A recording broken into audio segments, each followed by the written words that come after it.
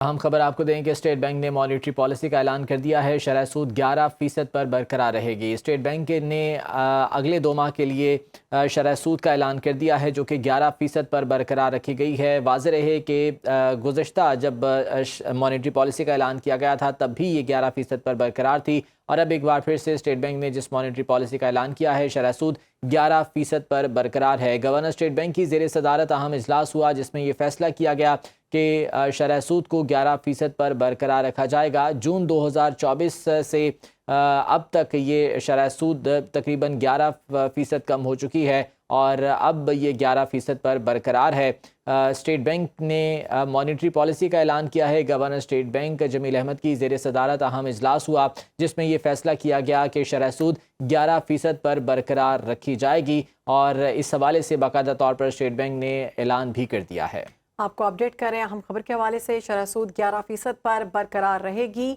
आपको बताएंगे state bank ने मॉनेटरी पॉलिसी का ऐलान कर दिया। इसी पर बात करेंगे। मोहम्मद लुकमान हमारे साथ मौजूद है। मोहम्मद लुकमान, कहिएगा, स्टेट बैंक की जानिब से शरह सूद 11% पर बरकरार रहेगी?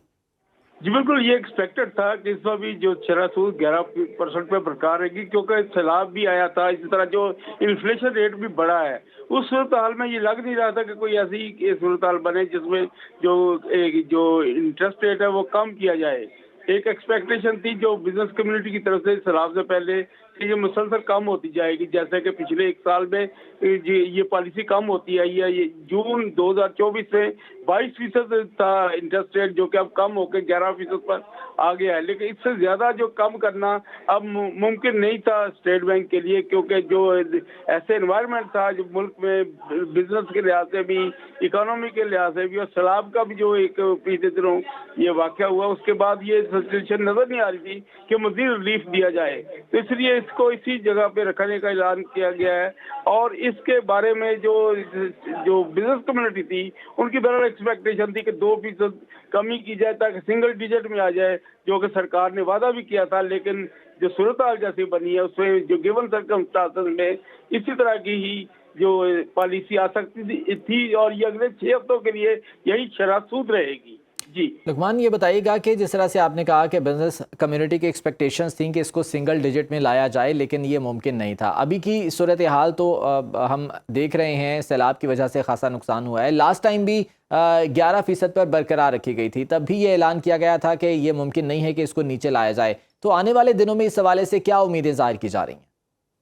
यकीनन अभी जो सूरत हाल तो यही है कि जो रिहेबिलिटेशन का जो प्रोसेस अभी 2-3 महीने जारी रहेगा। ये सैलाब पे जितने मुतासर हुए, आपकी एग्रीकल्चर मुतासर हुआ या दीगर शोबे मुतासर हुए, यकीनन उसका इम्पैक्ट तो अभी सैलाब का चल रहा है। GDP भी आपकी कम हुई है, लेकिन इसके साथ साथ यकीनन जो ही थोड़ी सी भी सिचुएशन बेहतर होगी, तो जो एक ये मॉनेटरी टाइटनिंग की पॉलिसी, इसमें कमी आएगी। मॉनेटरी टाइटनिंग का फायदा ये होता है कि इससे इन्फ्लेशन को कंट्रोल करने में मदद मिलती है।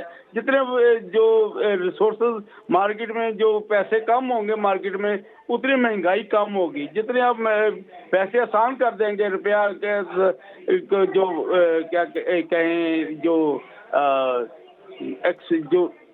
जितने भी क्या कहेंगे आप, उनको कर्जे आसान कर देंगे, फाइनेंशियल जो अवेलेबिलिटी बढ़ा देंगे, तो उसके जरिए जो की लाभ महल्ला महंगाई बढ़ती है, और उसको कंट्रोल करने के लिए दुनिया भर में यह असूल जारी रखा जाता है, जिसे मॉनिटरिंग पॉलिसी, मॉनिटरी टाइटनिंग कहते हैं, उसी को ये अपनाया गया है।